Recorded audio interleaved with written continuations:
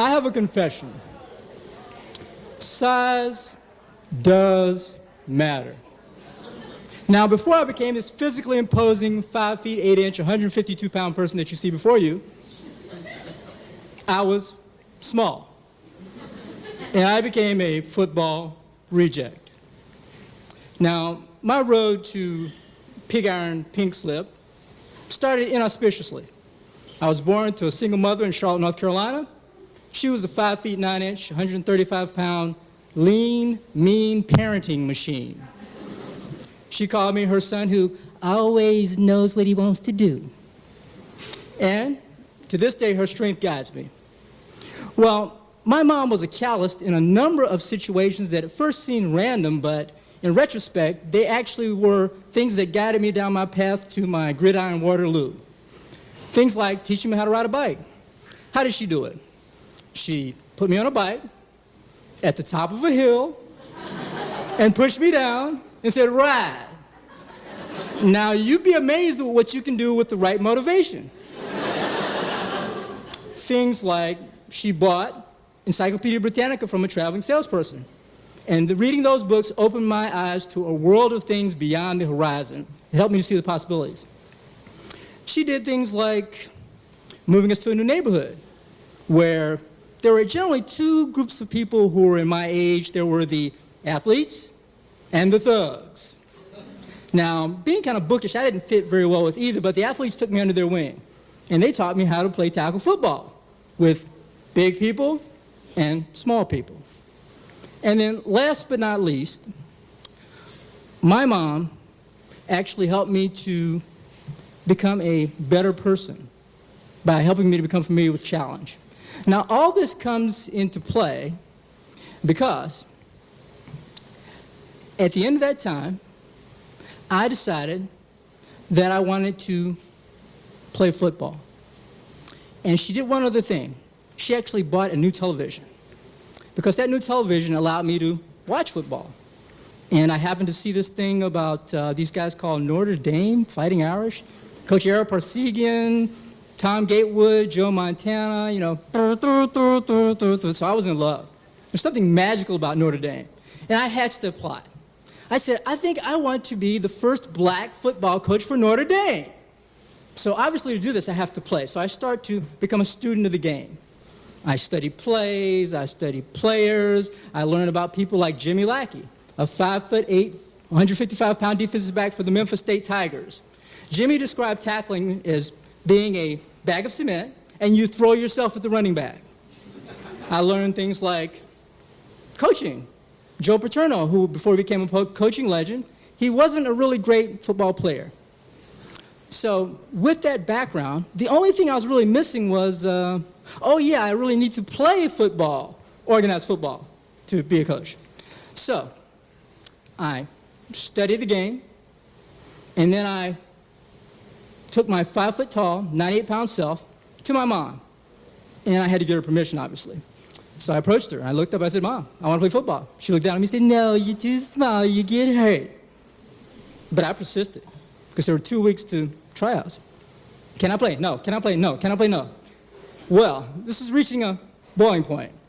So one Saturday morning, very early, I walked into my mom in the kitchen, and I said, Mom, if you don't let me play football, I'm going to go underneath my bed, and I'm not coming out until you let me play. She just laughed. You're going to come out. It's just to eat. You're going to come out. I'm not worried. Well, she came in, checked. I didn't come out. So there were some lean and hungry times under that bed until about dinner time. Finally, though, she relented and said, you can play. Well, I was overjoyed. So I took my 5-foot-tall, 98-pound self out to the Ransom Junior High School junior varsity, went out for Coach Bratton's team, and I made it as a third-string quarterback. This is amazing. Going up next year, 9th grade, varsity year. Didn't get much bigger, but I got a lot better. Went out for the varsity under Coach Rhodes. Coach Rhodes, pretty imposing athletic guy. Coach Rhodes posted a list of players. My name wasn't on it. I'd been cut. My friends were kind of surprised. They said, Chris, we think you're better than some of these guys.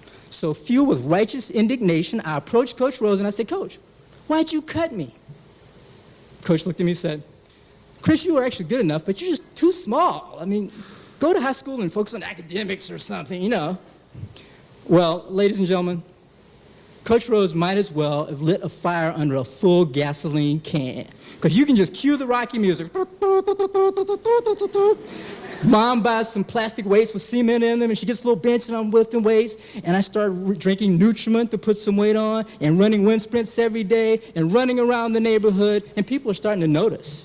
So this one guy who was a former boxer, and he's built like a tank, named Sam, he sees me and says, "Little man, what you up to? I see you run around here all the time." I tell Sam my story. Sam takes my weightlifting to the next level. He actually creates a big bench in the back with a metal bar, and he uses railroad wheels for plates.